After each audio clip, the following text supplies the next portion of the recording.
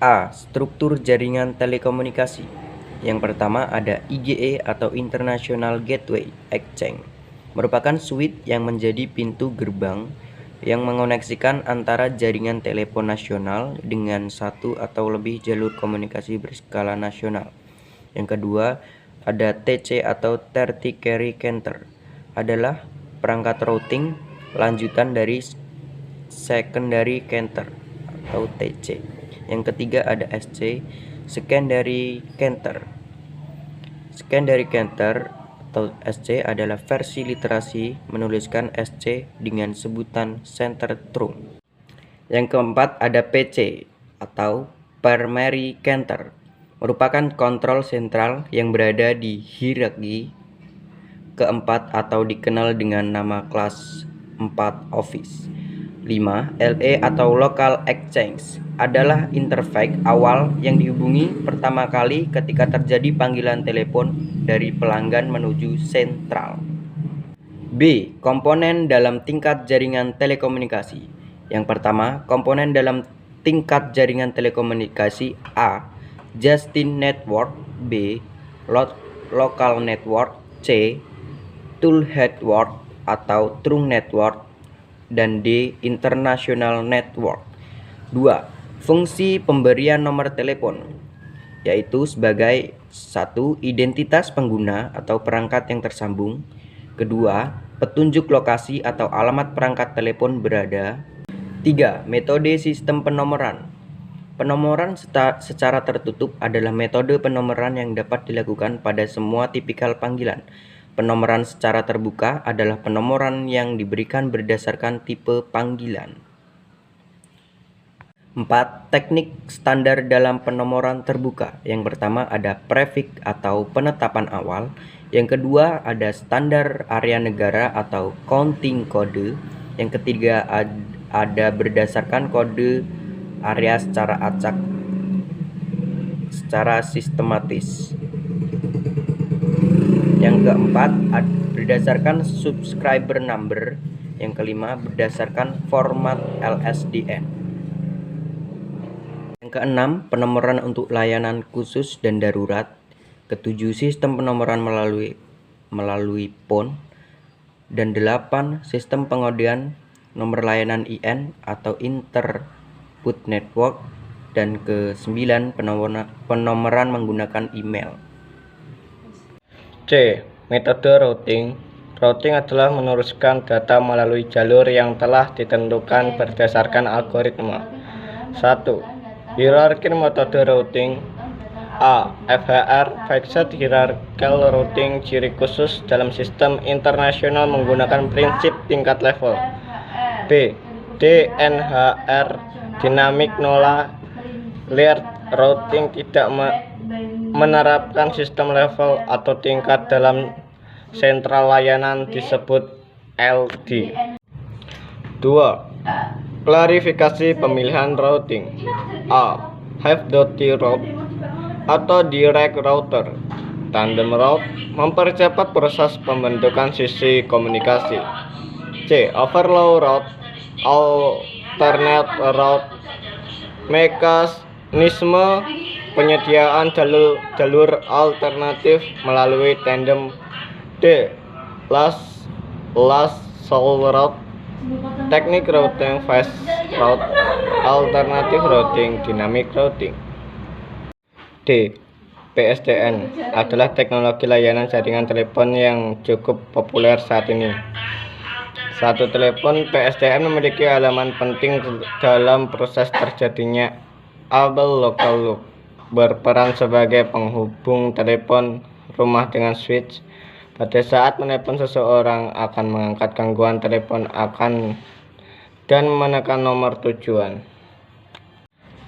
Network access adalah penyedia jasa layanan sambungan telekomunikasi yang memungkinkan penelpon dan lawan bicara dapat saling terhubung. Jika COS Control Office merupakan elemen PSTN memberikan jalur terang bagi para penelpon. 4. Perangkat Special Grid, ketersediaan jalur komunikasi melalui sebuah media transmisi. 5. CPE Customer Premise Equipment, perangkat yang dimiliki oleh pengguna sehingga dapat terkoneksi dengan dunia luar melalui PSTN. Karakteristik jaringan PSTN yaitu: 1. Teknologi PSTN berkembang sejak tahun 1990 dengan POTS atau plan olah telepon seluler. 2. Data atau sinyal ditransmisikan masih analog. 3. Range frekuensi yang didukung adalah antara 300 sampai 3400 Hz. 1. Analog phone secara khusus bekerja pada analog suara. 2. Digital phone, perangkat telepon bekerja dalam sistem TCP atau IP. 3. Faximic, bekerja dengan buta digit yang biasanya terintegrasi dengan telepon dan modem. 4. Komputer, perangkat digital yang difungsikan sebagai telepon dengan bantuan tool soft phone. 5. Cordless phone, perangkat telepon tanpa kabel. 6. PBX, sistem mengatur komunikasi telepon. 7. Modem, mengkonversi data analog. Jaringan lokal akses.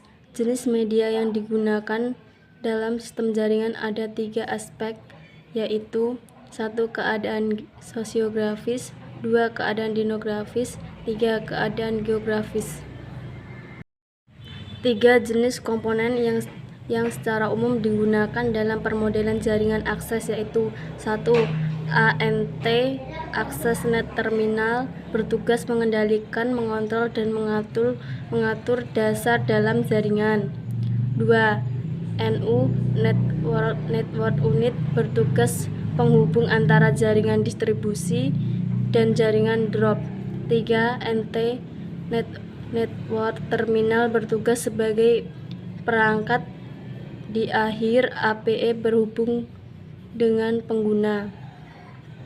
Ada beberapa komponen yang menjadi elemen pengurus rangkaian satu daya, yaitu 1. MDF, Main Distribution Frame, penyusun jaringan kabel strand dengan bagian luar.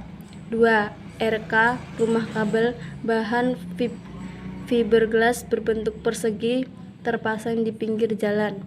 3. DB, Distribution Point, umum penguji jika gangguan. 4. KTB, kontrak terminal batas, membatasi area jaringan kabel outdoor provider dengan area pelanggan. 5. Roset, kontak sambungan antara kabel provider dan kabel indoor. 6. Jaringan kabel telepon lokal, kabel primer antara kabel MDF dan MK, kabel sekunder antara RK dan DB.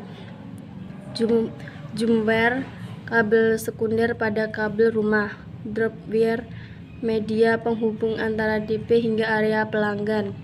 Indoor, kabel penghubung saluran perumahan. F. Teknologi subscriber internet telepon. Salah satu teknologi yang terkenal dari subscriber adalah XDSL atau dikenal dengan Digital Pairgain. Variasi jenis standar teknologi XDSL yaitu DSL Lite, Dial-up, dan ADSL.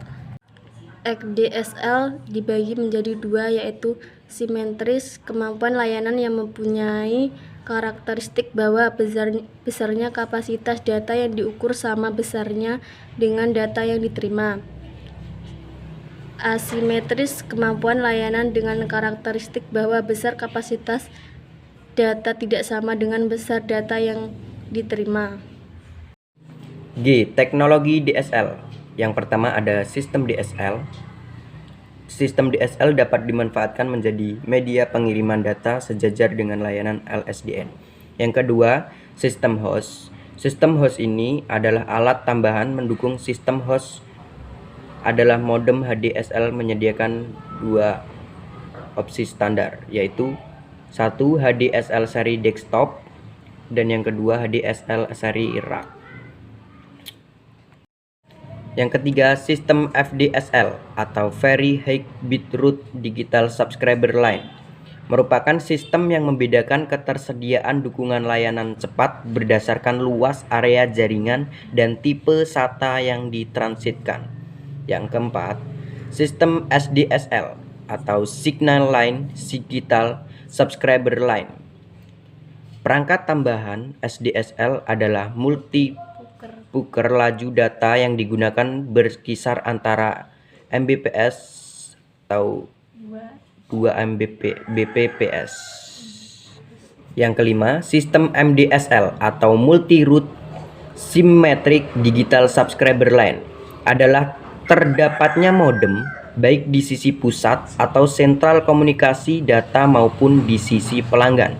Dan yang terakhir ada sistem ADSL atau Symmetric Digital Subscriber Line.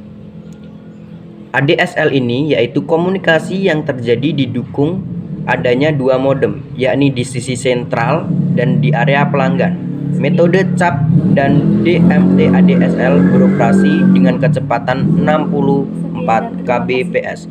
Sekian dari saya dan terima kasih. Wassalamualaikum warahmatullahi wabarakatuh.